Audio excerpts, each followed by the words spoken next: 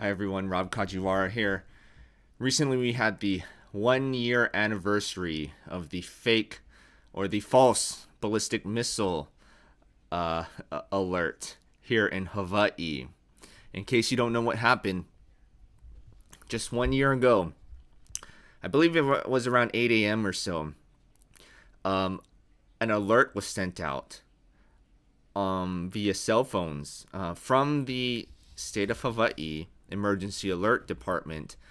It went out to almost everyone's cell phones here in the Hawaiian Islands, saying that there was a ballistic missile launched at Hawaii and it was going to be here in around 20 minutes. And it said, "This is not a drill." The text said, "This is not a drill." It was sent out to almost everyone's cell phones, this text or alert or whatever you want to call it. Not everyone, not everyone got it, but about 90% or so of the people here in Hawaii, we received the text, and it scared everyone. We really thought it was going to be a nuclear missile hitting Hawaii, Honolulu, or Pearl Harbor specifically. We thought North Korea had sent it.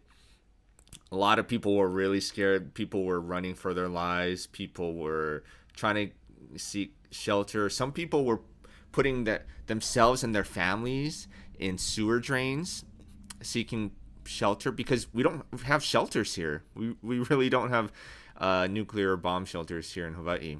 So no one knew what to do. And it took the state of Hawaii, the government of Hawaii, 38 minutes to correct this. It was an accident. It wasn't supposed to be sent out. But because obviously there was no real missile launched at Hawaii. But it took the government 38 minutes before they could correct this situation. And Governor of Hawaii, David Ige, couldn't even send out a tweet to correct this because he couldn't remember his Twitter password. True story. So for 38 minutes, people were really, really concerned. For me personally, I was in bed when I woke up. I got the message on my phone. It went off with a really loud alarm. It woke me up. So when I first saw it, I actually wasn't really scared because I assumed that it was just another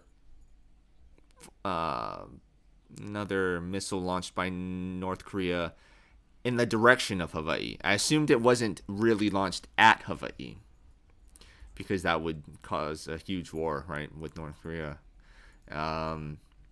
So I assumed, because remember at the time, North Korea was doing a lot of these flyover missiles. Like they were shooting missiles in like the direction of Japan. They were shooting it over Japan actually, and I think they shot one in the direction of Guam.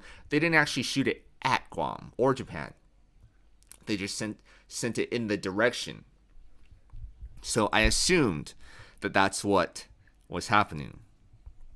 I assumed it wasn't really going to hit us, that it was maybe just shot in our direction. Of course, there was no missile at all. It was just an accident.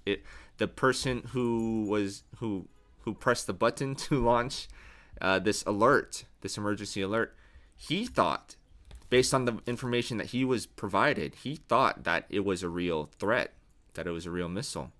But in actuality, it was just a test. It was supposed to be just a test of the emergency alert system. But the information he was provided, he truly thought it was a real missile, and he thought we were in danger. So he did the right thing. So please don't blame him. Don't take it out on him. Okay, it wasn't his fault. Okay, it was the state of Hawaii's fault because they really had a really poor emergency alert system and plan in place. They had no method of being able to retract the statement or send out a follow-up message saying, "Oh no, this was an accident, please, there's no threat." No, they should have had that in place, but they didn't.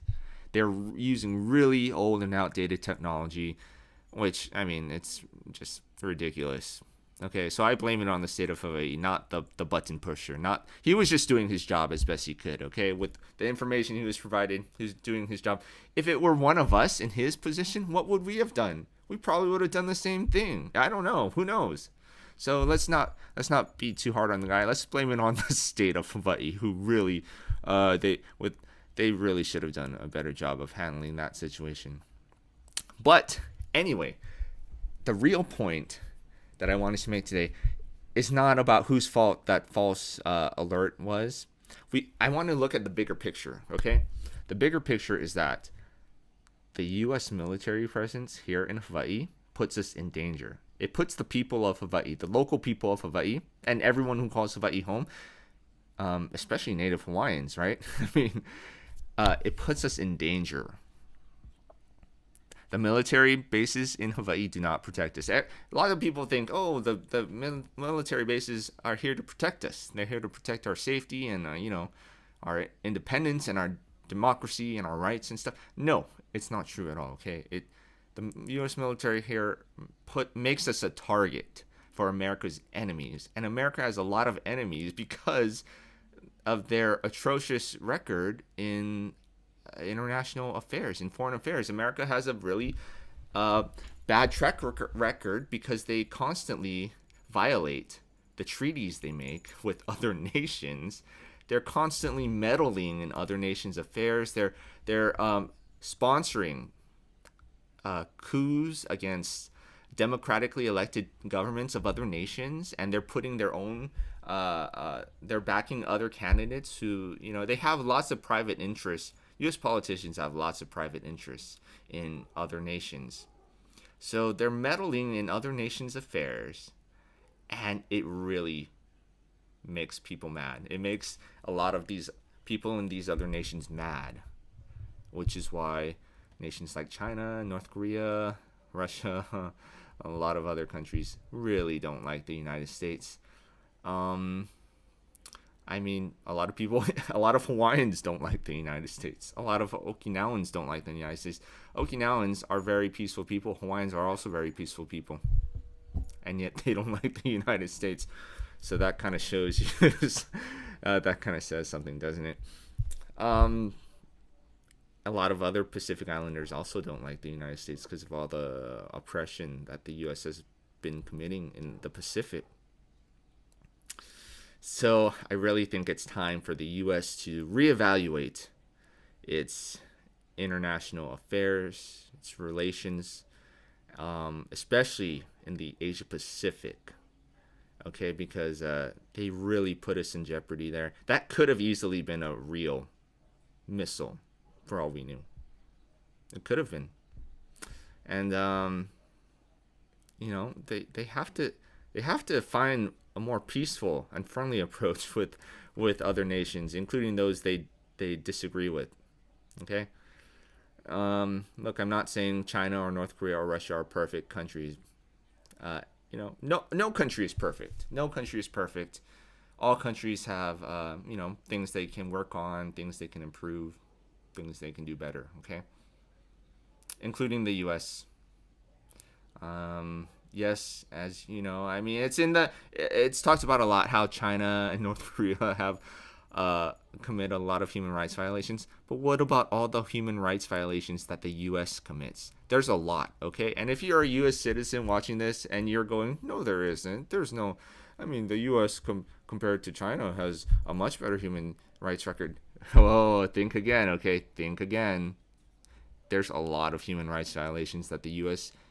has been committing against a lot of people, and the average U.S. citizen just has no idea about it. They have no idea. The U.S. has been committing human rights violations against Hawaiians for a long, long time, for 126 years, okay? And Hawaiians have been protesting this for 126 years. I mean, there's a lot. The U.S. is committing human rights violations against Okinawans.